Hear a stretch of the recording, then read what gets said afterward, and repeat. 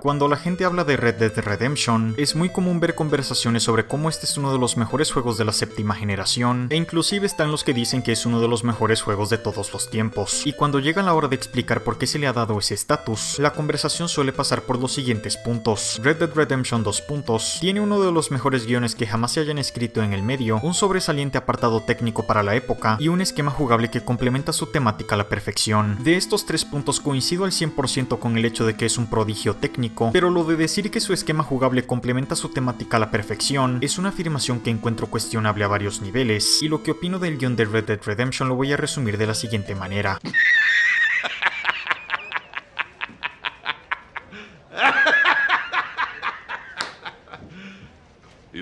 A estas alturas del vídeo creo que no sería sorpresa para nadie el hecho de que en este vídeo voy a explicaros por qué Red Dead Redemption es uno de los juegos más sobrevalorados de todos los tiempos. Pero antes de que me crucifiquen os voy a explicar por qué Red Dead Redemption es un juego fácil de sobrevalorar, sobre todo para la época en la que salió. Básicamente es porque Red Dead Redemption es el único juego de su temática que posee una producción ambiciosa. A eso se atribuye el hecho de que en el momento en el que salió Red Dead Redemption, ver un juego de su propio tipo era una rareza. Si hoy en día vemos a los mundos abiertos con mapas que resaltan los puntos de interés con escepticismo, en aquel entonces escuchar el significado de la conjugación de estas dos palabras era más que suficiente para orgasmear al público. Y ya que en aquel entonces los videojuegos se valoraban por aspectos tan superficiales, no es como que hoy en día lo hemos dejado de hacer, el hecho de que Red Dead Redemption sea un prodigio técnico es algo que se presta para reforzar su aceptación tanto por la crítica como por la audiencia. Gráficamente era un juego despampanante para la época, y a pesar de que la mayor parte del mundo de Red Dead Redemption es un yermo, al final del día Rockstar logra hacer que cada zona de Red Dead Redemption se sienta distintiva, desde cosas tan minimalistas como la flora o la orografía del terreno, hasta un uso meticuloso de la paleta de colores. Tener en cuenta que en aquel entonces, Gears of War había impuesto una tendencia de 4 colores únicos, y por supuesto no hay que olvidarse de las distancias de dibujo. Todo este feedback visual hacen que el jugador encuentre natural el detenerse por un momento y simplemente quedarse a observar y pensar en lo bonito que es todo. Y oigan, tomen en cuenta que hasta ahora solamente he hablado de cosas que entran por la vista, porque aquello que entra por los oídos también es sublime, y al mismo tiempo es algo que muchos pasan por alto. Sin embargo, tengo una teoría que dice que entre mejor esté hecha la parte auditiva en un medio audiovisual, menos lo vamos a percibir. En otras palabras, es más fácil darse cuenta de cuando un sonido está fuera de lugar y más difícil darse cuenta de cuando un sonido está en su lugar. Desde el sonido de las armas al disparar hasta el de un caudal y los propios animales. Y eso que todavía no he mencionado el soundtrack dinámico que se adapta a la situación. Y yo sé que esta es la parte donde muchos dirán que hablar de estas cosas está de más, pero es que son estas cosas las que hacen que la atmósfera de Red Dead Redemption sea tan envolvente. Al final del día, todos estos elementos técnicos que para muchos son superficiales son los que glorifican la mayor virtud de Red Dead Redemption, y es que RDR, y si lo voy a empezar a llamar así porque el título francamente es muy largo y ya me está dando pereza pronunciarlo completo, es el videojuego que ha estado más cerca de adaptar aquello que la cultura popular entiende del cine western, porque cuando llega la hora de hablar de la jugabilidad de RDR, prácticamente todo gira en torno a la idea de replicar cosas que vemos en el cine western, o bien asumimos que son cosas que habíamos visto en la época, desde persecuciones con tiroteos a caballo, hasta juegos de cartas en tabernas y emborracharse en las mismas. Incluso hay mapas para buscar tesoros, y antes de que digan que eso es exclusivo de los piratas, el MacGuffin del bueno, el malo y el feo es la búsqueda de un tesoro, pero tarde o temprano tengo que empezar a hablar pestes, porque si bien todo lo que hacemos en RDR es diegético a la hora de representar el western, también peca de estar planteado sobre un esquema de diseño tan plano. Primero que nada voy a empezar hablando de los minijuegos. Los juegos de cartas, cuchillos y la herradura, todos están bien y no hay nada que criticarles, y la mera existencia de los mismos refuerzan lo fácil que es para RDR envolvernos en su atmósfera, más aún porque dan algo que hacer a los NPC de cada pueblo. Además, también dan algo que hacer al jugador para matar el tiempo, lo cual es conveniente cuando algunas misiones solamente pueden ser iniciadas en un momento exacto del día. Sin embargo, al final del día eso no cambia el hecho de que todos estos minijuegos existen como un ente individual e independiente de su obra. Y no es que eso sea una falla, pero el problema es que RDR carece de incentivos para motivar al jugador a jugar esos minijuegos. Y yo sé que muchos dirán que estoy haciendo un planteamiento sobrebuscado, pero ahora os voy a pedir que consideren lo siguiente.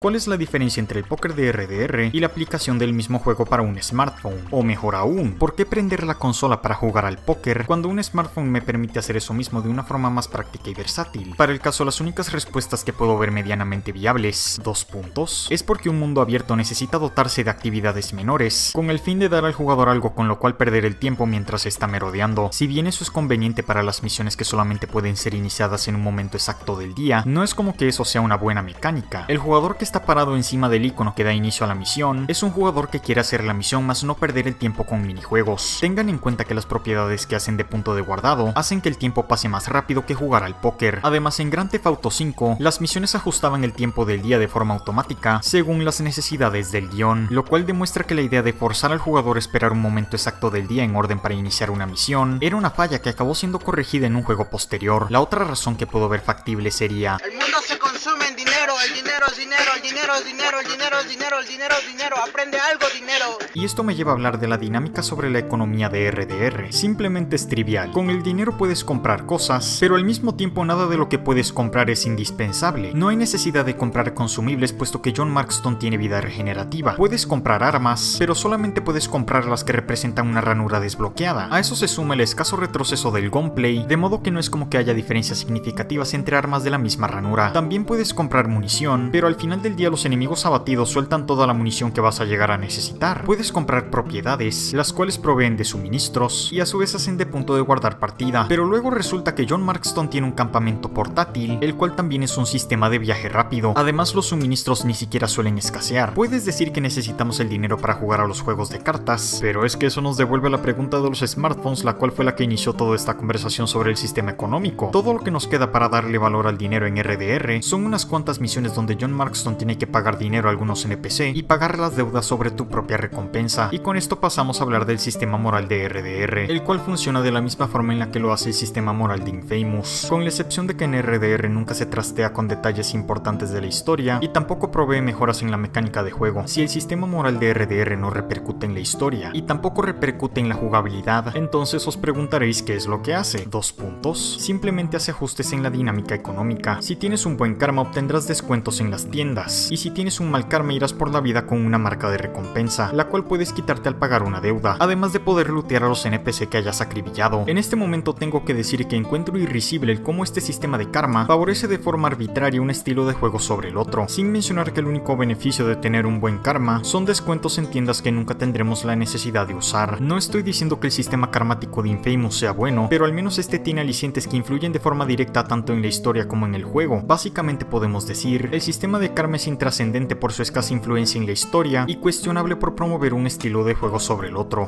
Esperen un minuto, porque un juego que se llama Redención tiene un sistema de karma en primer lugar.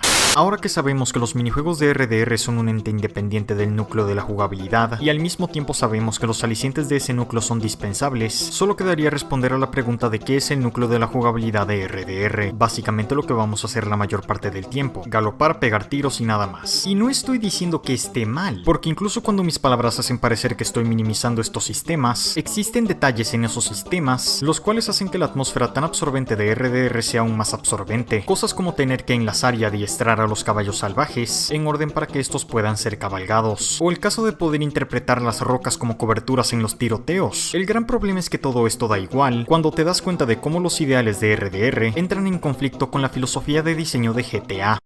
Empecemos por el hecho de que, al igual que en GTA, el espacio de navegación terrestre de RDR está formado por pistas segmentadas. En GTA serían las carreteras y en RDR son los senderos. La diferencia es que los coches de GTA son más responsivos que los caballos de RDR. La conducción de GTA, que por cierto es muy buena, además de arcade, y recordemos que esto no es Gran Turismo, está hecha de base para dar soporte a distintos tipos de carreras y proveer de feedback a las persecuciones policíacas. Incluso el acto de ir de un extremo del mapa al otro es placentero en sí. Esto ocurre porque la conducción de GTA implica entender las físicas de los coches, sin mencionar que los distintos tipos de ambientes incentivan al jugador a estar cambiando entre distintos vehículos en orden para adaptarse a los distintos tipos de ambientes. Por otra parte, los caballos de RDR, si bien tienen una barra de estamina que se ajusta a la función de sprintar de John Marston, a la cual también se le puede administrar el desgaste para que el caballo sprinte de forma indefinida, al final del día todos los caballos corren a la misma velocidad, y en el caso de que me equivoque y en efecto haya variaciones, he de decir que estas son imprescindibles. El problema aquí es que esto hace que el acto de galopar sea monótono y tedioso. Es monótono porque siempre machacaremos el botón de sprintar con la misma rítmica, y es tedioso porque no hay variantes en la dinámica de galopar. Cosas como las pendientes para acelerar, las rampas para saltar y las curvas para derrapar, todo eso es inexistente para los caballos de RDR. Y yo entiendo que es así porque el caballo es un animal y el coche por su parte es una máquina, y esas son las reglas que se le atribuyen a cada uno. Y no es que no entienda por qué son así, pero lo que no entiendo es por qué el juego insiste en alargarse de forma artificial al hacernos galopar distancias ridículas ridículamente largas, que pese a sus detalles, no deja de ser un mundo vacío carente de posibilidades. En comparación con GTA, lo más que haces en RDR con el núcleo de las mecánicas es pegar tiros, galopar de un lado a otro y pegar tiros mientras galopas. Con esto no estoy diciendo que cosas como saltar aviones o nadar sumen un mundo de posibilidades a la experiencia de GTA, pero el hecho de que todos los vehículos sean un barril rojo en potencia ya de por sí es un incentivo para darle uso a las bombas. Y no hace falta que me creáis a mí, basta con responder a la pregunta: ¿cuántas veces he hecho explotar algo en GTA en comparación con las veces que he hecho explotar algo en RDR? Otra pregunta interesante a responder sería: ¿cuántas veces he iniciado una persecución en RDR en comparación con las veces que inicias una persecución en GTA? La razón por la cual es tan excitante iniciar una persecución en GTA es porque estas crean una dinámica donde los policías representan un peligro real. Al poder igualar e incluso superar la velocidad de tu vehículo, esto implica que los policías siempre ponen presión sobre el jugador, y ya que los mismos también hacen bloqueos para anticipar la llegada del jugador, implica que el jugador tiene que estar cambiando las direcciones en orden para poder perder a los polis. Incluso habrá ocasiones en que los polis serán capaces de bloquear al jugador, lo cual desemboca en una intriga para el jugador: si acaso será más conveniente forzar el escape o arriesgarse a subir el nivel de búsqueda con una bomba. En comparación, los NPC y los animales de RDR poseen un rango de resistencia de 2 a 3 tiros, sumando a eso el hecho de que no hacen barricadas y por alguna razón no pueden igualar nuestra velocidad. Al final del día, esto hace que perder las persecuciones de RDR acabe siendo algo tan simple como galopar en línea recta. Ni siquiera puedo decir que los tiroteos de RDR sean destacables. Independientemente si estás detrás de un parapeto o cabalgando un corcel, lo más que haces es presionar un botón para fijar el blanco y presionar otro para disparar el arma. Y seguramente esta es la parte donde una persona con 2 dedos de frente va a decir: ay, pero Prophet, ¿no se supone que todos los shooters en tercera persona son así? Cierto, pero también podrían dejarme terminar. La razón por la cual digo que presionas un botón para fijar un blanco en lugar de apuntar es porque RDR utiliza autolock, y yo entiendo que al ser este un juego de consola, siendo así toca compensar las carencias del stick analógico. Pero es que una cosa es compensar como lo hacen Uncharted y Gears of War, y otra muy distinta es sustraerle trabajo al jugador. No exagero cuando os digo que el mayor esfuerzo que depone el jugador en los tiroteos es levantar la mirilla para obtener un tiro a la cabeza. Otra cosa que no tienen los tiroteos de RDR son los complementos habituales de un third person shooter convencional. En otros shooters en tercera persona, los enemigos son capaces de destruir coberturas y lanzar granadas a la par de los tobillos del jugador, con la finalidad de forzarlo a moverse de una cobertura a otra para que este no abuse de los puntos de seguridad. Y yo entiendo que esto es el viejo oeste, de modo que no hay granadas, y también entiendo que al ser este un juego de mundo abierto, poner elementos destructibles en el escenario no será una tarea sencilla, y no estoy diciendo que RDR debería de ser como Red Faction Guerrilla, pero creo que lo menos que pudo haber hecho Rockstar sería al menos currarse las misiones principales. Recuerden que este es un juego de Rockstar, de modo que no creo estar pidiendo demasiado. Si quieren que me esfuerce en decir algo positivo sobre el sistema de tiroteos de RDR, diría que el tiempo bala que en este juego se llama Dead Eye permite al jugador realizar ejecuciones que en ocasiones he de decir que son genuinamente hilarantes, y ayuda a hacer que estos tan repetitivos encuentros se sientan más amenos y versátiles. Que quede claro que dije que me estaba esforzando para decir algo bueno. Sin embargo, y por desgracia, todavía queda hablar del esquema de misiones de RDR. Pregunta 2 puntos. Si ustedes hicieran un juego de mundo abierto con temática western, ¿cómo creen que debería de hacerse un esquema de progresión? Yo no soy capaz de responder por todos y cada uno de vosotros, pero sí sé cómo Rockstar ha decidido abordar la idea. 2 puntos. Te diriges a un punto de interés marcado en el mapa, sigues una línea marcada en el minimapa para llegar a ese punto, hablas con un NPC para que te diga lo que tienes que hacer, luego te diriges a otro punto de interés marcado en el mapa, siguiendo otra línea que marca el camino a seguir en el minimapa, y ahora sí empezamos a hacer la misión, la cual es básicamente el esquema tradicional de un shooter lineal, es decir, el jugador es posicionado en la entrada de un corredor, el cual cumple la función de ser una galería de tiro con parapetos, y el objetivo del jugador es llegar al final de ese pasillo, lógicamente habiéndose cargado a todo aquel que sea una IA enemiga. Fin. Lo peor de todo es que lo que acabo de decir ni siquiera es una exageración. Lo único que tienes que hacer para superar estos segmentos es tomar una cobertura, repartir plomo y cambiar de cobertura cuando ya no tengas enemigos en el plano visual que te provee la cobertura actual. Existen situaciones donde John Marston se sube a un carrito de mina y monta una Gatling de la época, pero aún así esos momentos giran en torno a la idea de tomar una posición y descargar plomo. Lo más lejos que lleva RDR esta mentalidad de diseño son los momentos en los que pegamos tiros cabalgando en una persecución, pero como ya he explicado, estos momentos también sufren de una gran falta de dinamismo. La fijación automática elimina productividad por parte del jugador, y ya que el rango de resistencia de los enemigos es tan bajo, lo cual también incluye a los caballos que cabalgan, tampoco es como que el jugador se esté enfrentando a una situación tensa. Pero es aquí donde el típico listo va a decir que RDR tiene otros tipos de misiones que yo estoy trivializando. ¿En serio creen que las estoy trivializando? Pero si es eso a lo que van a recurrir para decir que yo estoy mal, y en efecto es RDR un juego mucho más profundo de lo que lo estoy haciendo parecer, pues vale, hablemos de esas otras misiones. Hay misiones donde John Marston tiene que perseguir conseguir caballos para luego enlazarlos, para luego domarlos. Luego hay misiones donde John Marston tiene que ponerse detrás de un ganado para orientarlo. Luego están los momentos donde John Marston tiene que participar en una carrera de caballos. Escuchen, yo les puedo conceder que en efecto estas son actividades coherentes en lo que se refiere a hablar de lo que es el modus vivendi de un cowboy, pero no lo voy a hacer sin antes añadir unas cuantas cosas. Lo primero es que en lo que se refiere a las exigencias del guión, solo realizamos dichas actividades un máximo de 3 o 4 veces, y a diferencia de los minijuegos, dichas actividades toman como base el núcleo mecánico, pero al final del día no es como que estas 3 actividades están aportando un mundo de posibilidades al conjunto. Pero el típico listo todavía puede decir, ¿y qué pasa con las misiones secundarias? Los carteles de Se Busca, los mapas que guían un tesoro, las cacerías y las otras misiones que te dan los otros NPC. En efecto, tengo que reconocer mérito sobre las primeras 3 actividades que he mencionado. Los objetivos de los carteles de Se Busca son, junto con la domación de caballos salvajes, las situaciones donde RDR saca a relucir el mayor potencial del Dead Eye. Necesitamos enlazar a los caballos para empezar a arrearlos, de la misma forma en la que tenemos que enlazar a los objetivos para entregarlos con vida. En el primer caso, el Dead Eye nos salva una reacción a destiempo, y en el segundo impide que el jugador quede expuesto ante un enemigo con un arma. En el caso de los mapas del tesoro, el juego nos pedirá que identifiquemos la relación entre un terreno y la imagen que se nos presenta en el mapa del tesoro, en orden para localizar dicho tesoro. Y las cacerías son las actividades que sacan mayor partido a los consumibles, dado que estos se prestan para amenizar la búsqueda de un animal raro, sin mencionar que algunos animales aportan un mayor dinamismo al combate. Los coyotes y los pumas son rápidos, de modo que pueden matar a tu caballo cuando tengas la guardia baja, y los osos son unos tanques que pueden aguantar una buena cantidad de plomo. El problema es que al final del día todo esto concluye con la idea de generar dinero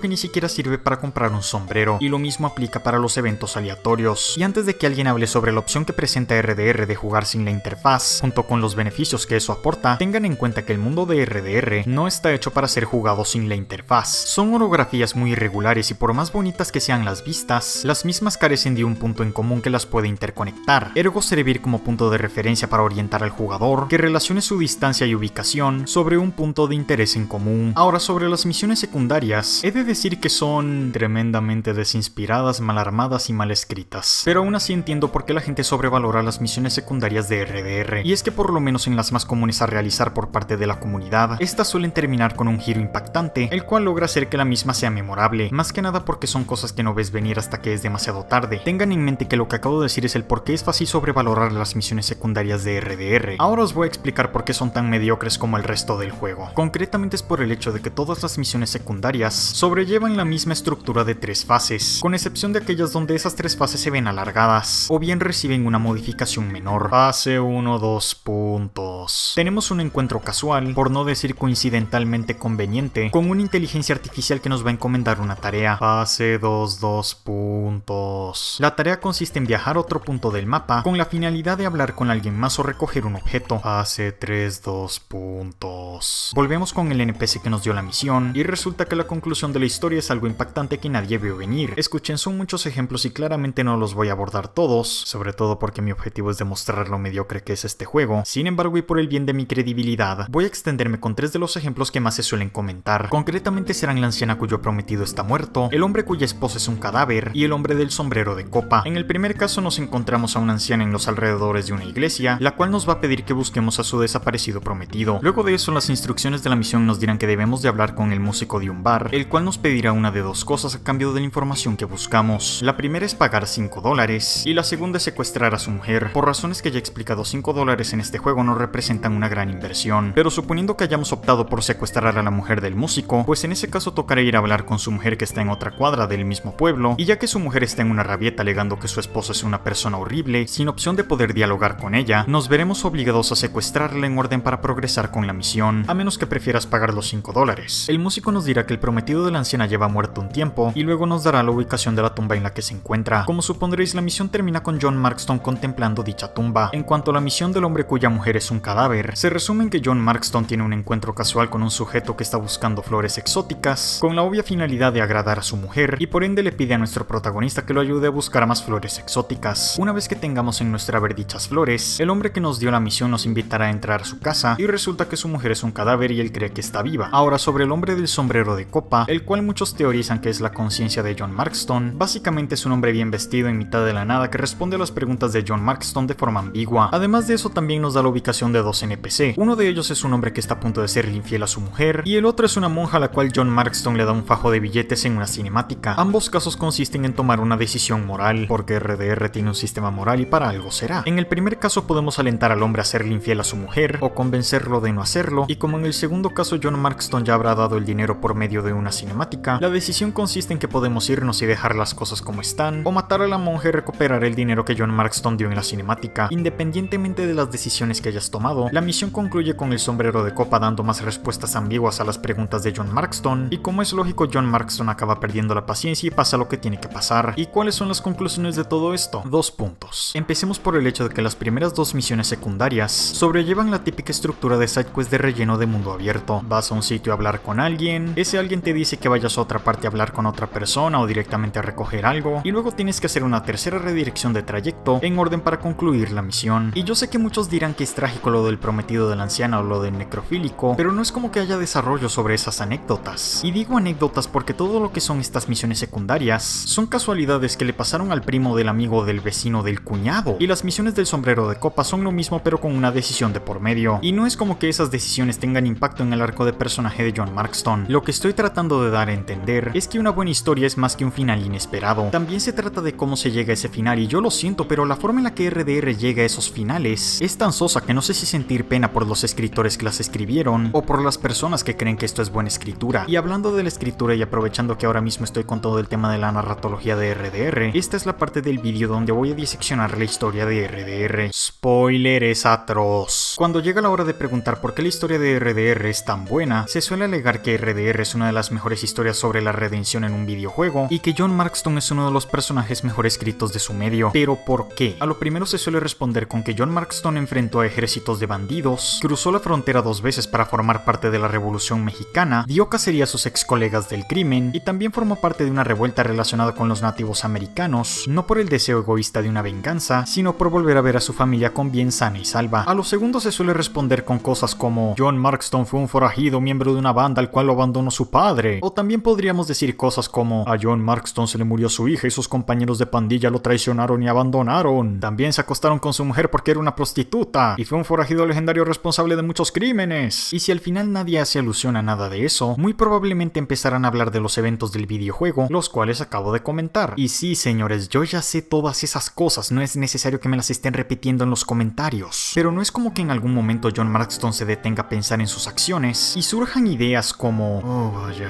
los caminos que toma la vida, fuimos hermanos del crimen y ahora tengo que matarte. Esto me va a doler más a mí que a ti. A lo que me refiero es que el personaje de John Marston no tiene ningún tipo de evolución. Empieza siendo un hombre decidido a cumplir con las órdenes de un gobierno que tiene cautivos a su mujer y su hijo, y termina liberando a su mujer y su hijo tras haber terminado de cumplir todas las órdenes que le encomendó ese gobierno. John Marston aspira a ser un granjero cuando toda la matanza termine, y John Marston termina siendo un granjero cuando toda la matanza terminó. Además, todo lo relacionado con el pasado de John Marston sucede fuera de pantalla. Literalmente son cosas que John Marston cuenta en conversaciones, en un medio audiovisual interactivo. Se supone que el videojuego es el medio perfecto para ponernos en los zapatos de otra persona, con el fin de poder ver y entender el mundo desde otra perspectiva. Pero si todo lo que hace RDR es poner a John Marston a exponer su pasado, entonces ¿cómo puede el jugador sentir empatía por los acontecimientos que le preceden a John Marston? Es trágico, 2 puntos, sí, pero tampoco es como que haya una gran diferencia entre eso y leer una noticia sobre una niña secuestrada. La gran verdad de RDR es que no conocemos a John Marston, lo cual se traduce en que no tenemos razón para que nos importe la cacería de sus ex colegas del crimen, lo cual es proporcional a que no tenemos razón para que nos importe su familia. En un medio audiovisual interactivo no se trata de que nunca llegamos a ver lo que llevó a John Marston a la situación en la que está, sino el hecho de que nunca llegamos a vivir lo que llevó a John Marston a la situación en la que está, la cual tenemos que continuar. Pero ¿y qué pasa con la trama de RDR? La parte narrativa que sí funciona en conjunto con la parte interactiva. 2 puntos. RDR empieza con un montaje donde vemos a John Marston llegar a un pueblo sureño, recibe órdenes de unos sujetos con traje, es escoltado a un fuerte de forajidos donde hospeda su primer objetivo, el cual resulta ser un ex colega del crimen de cuando John Marston era un forajido, se llama Bill. John y Bill entablan una conversación sobre cómo terminará esto, salen otros 2 sujetos a apuntar a John Marston con unos trabucos, Bill le insiste a John Marston que se retire, pero John Marston es tan badass que en lugar de eso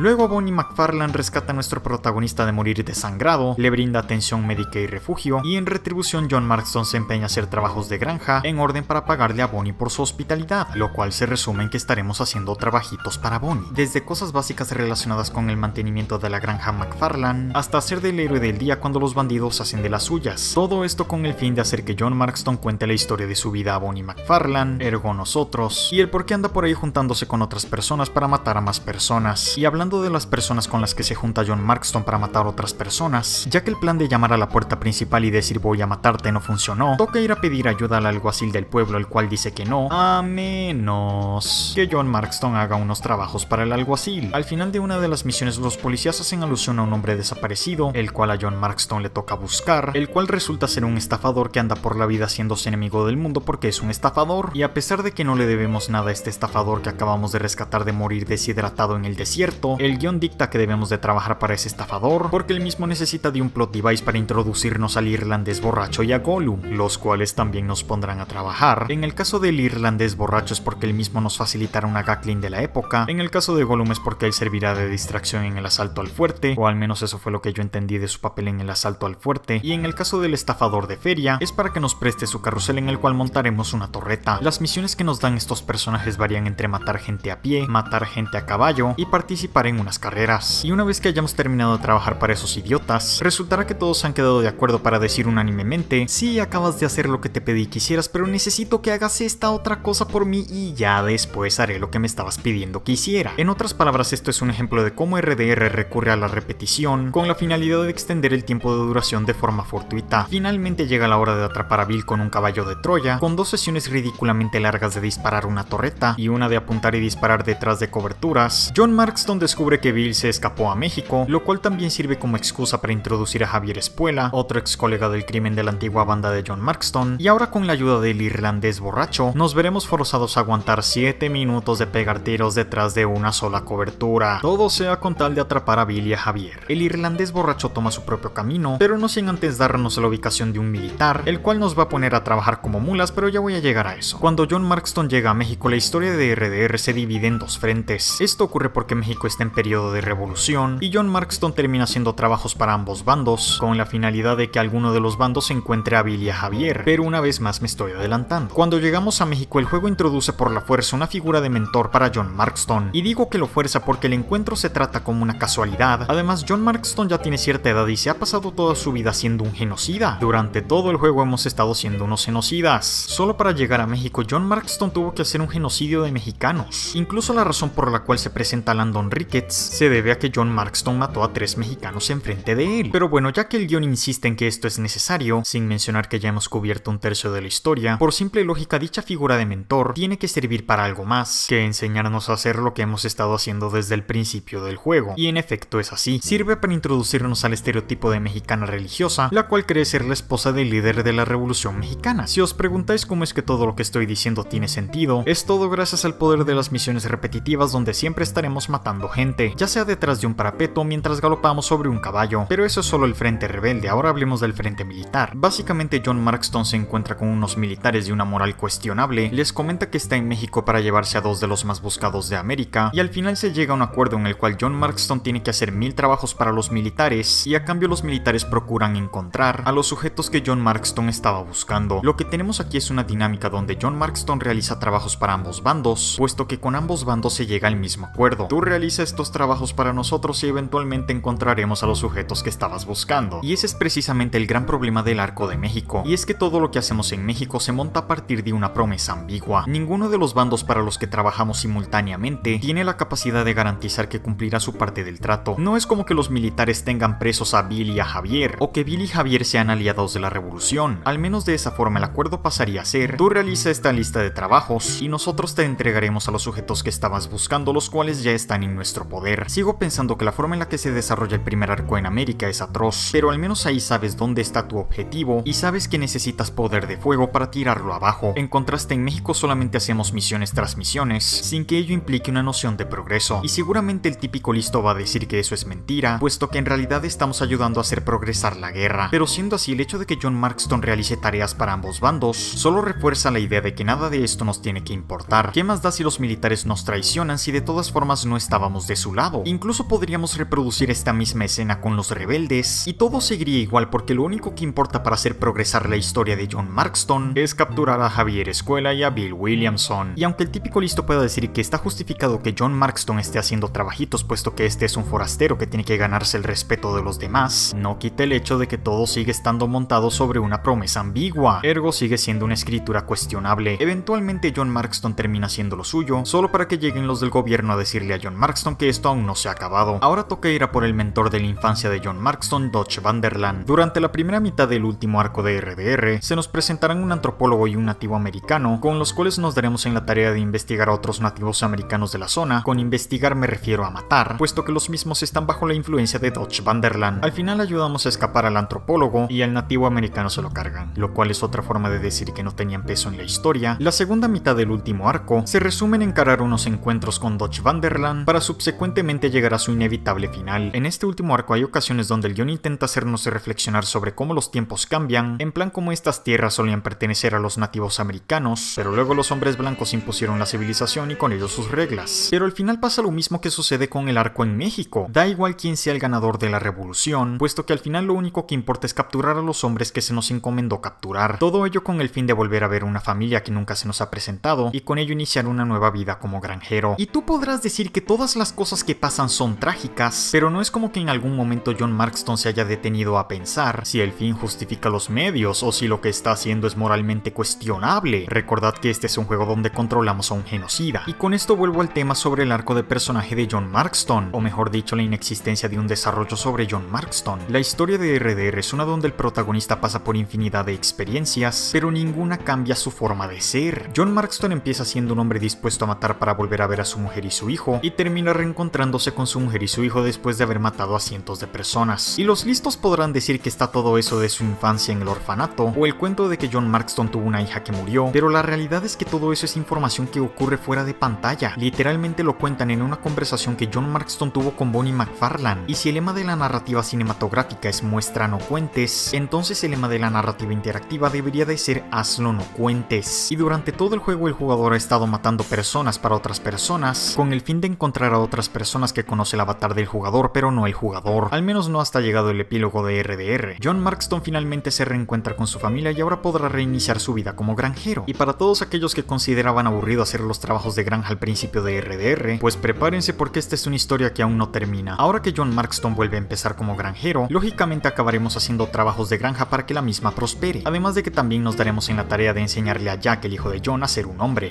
A ver, antes de comentar lo que sucede al final de RDR, yo entiendo que todo esto lo hacemos con la finalidad de interactuar con la familia de John Marston y poder relacionarnos con ellos y demás, pero no es como que esto debieron de ponerlo al principio del juego para que no se sintiera forzado al final. Y no estoy diciendo que RDR tenga que empezar con John Marston en el orfanato, pero cuando te pones a pensar en el hecho de que RDR es un juego con una narrativa lineal, lo cual implica que esta es una historia que tiene que acabar tarde o temprano, a estas alturas de la historia cuando el protagonista ya ha logrado su objetivo final, no solo se siente forzado porque esta continuación del guión no está concluyendo la historia, sino que también llama la atención porque a estas alturas no tiene caso seguir contando la historia. Y tengan en cuenta que esta es una historia donde todos los enemigos del protagonista mueren. Entonces os preguntaréis ¿para qué continuar los que no han jugado a RDR? Pues básicamente es porque un día Edgar Ross, el hombre del gobierno que le encomendó a John Marston que matara a sus ex compañeros de pandilla, se levantó de malas una mañana y exclamó: voy a faltar a mi promesa y mataré a John Marston, lo cual sirve como excusa para hacer un timeskip en el cual el hijo de John Marston, Jack Marston, tome venganza con una especie de minijuego basado en el Dead Eye, el cual ya hemos utilizado en ocasiones anteriores y peca de ser ridículamente fácil y anticlimático. Literalmente lo único que hacemos es marcar blancos en cámara lenta. Incluso me atrevería a decir que esto es peor que hacer que los enfrentamientos contra los jefes finales sean una serie de Quick Time Events. Al menos ahí el jugador tiene que tener precisión con los tempos. Pero para que entiendan cuál es mi problema con el final de RDR y la razón por la cual me enfurece que la gente tome RDR como cátedra de videojuegos con buenas historias, primero os tengo que hablar de John Wick. John Wick es un famoso genocida que ha tirado él solo un imperio de la mafia. Esperen, dije un imperio de la mafia porque quise decir a varios imperios mafiosos. La trama empieza con un John Wick que ya ha dejado atrás esa vida de genocida, pero un día el hijo de un pez gordo y sus amigos deciden entrar a su casa a robarle el coche y a matar el perro que le dejó la mujer de John Wick en su lecho de muerte. Y con ello da inicio a la venganza de John Wick.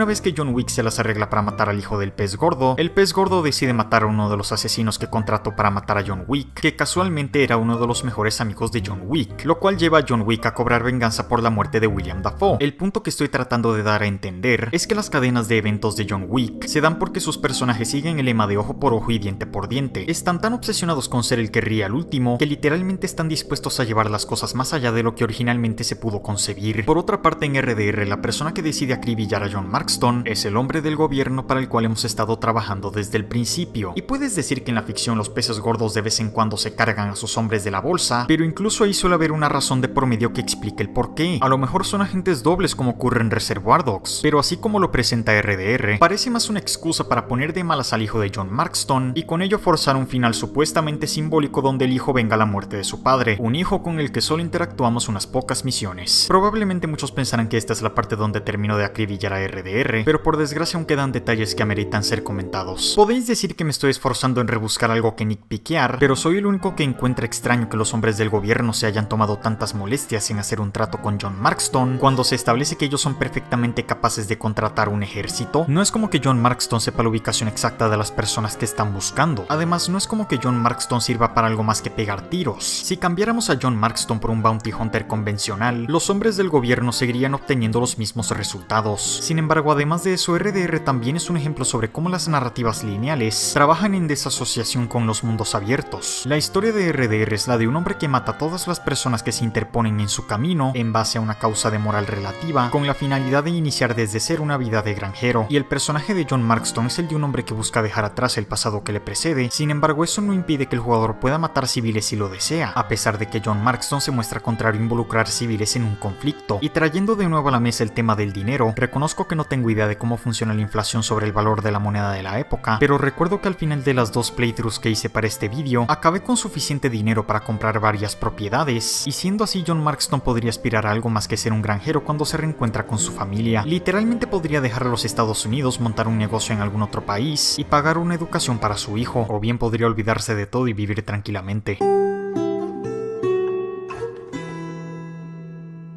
Y eso ha sido Red Dead Redemption, un videojuego de mundo abierto de proporciones colosales, en el cual abundan grandes distancias de contenido sin interés, como lo son cortar flores y cazar animales para generar dinero que ni siquiera sirve para comprar un par de botas, realizar misiones de recadería, lo cual de vez en cuando involucra los eventos aleatorios también, y demás actividades menores que cumplen la función de generar dinero para el jugador. Su historia está plagada de personajes olvidables, un protagonista que carece de cualquier tipo de evolución, una conclusión anticlimática para los espectadores fáciles de impresionar, y el descaro de hacernos perder el tiempo con misiones de reciclaje, cuando el mismo se toma un promedio de 20 horas para finalizar la historia principal y nunca tomarse la molestia de introducir de forma apropiada el inicio de su historia. Su diseño de misiones es incapaz de sacar partido de las bondades de un mundo abierto al convertirlo todo en una galería de tiro lineal. Todo eso sin mencionar que su núcleo jugable es tan plano, de la misma forma en la que cabría esperar de cualquier otro shooter genérico de la época. Las únicas virtudes que tiene RDR son un voice performance de excelencia, un apartado técnico sobresaliente para la época y el hecho de que su jugabilidad es diegética en lo que se refiere a ser coherente con el modus vivendi de un cowboy. Todo eso es Red Dead Redemption, y eso es algo que casi todos colocan de forma unánime en una lista de los mejores videojuegos de todos los tiempos.